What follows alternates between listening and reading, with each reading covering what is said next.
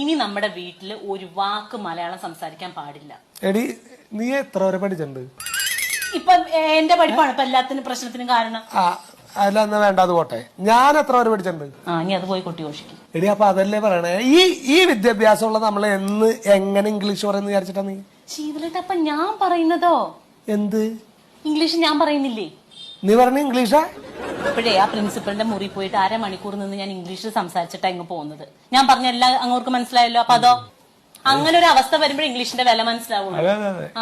പലർക്കും shame daughter shame. I paid 1,000 rupees because you speak Malayalam.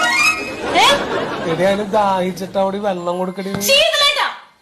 Stop this dirty Malayalam. If you again and again ask Malayalam, I will pull out your tongue.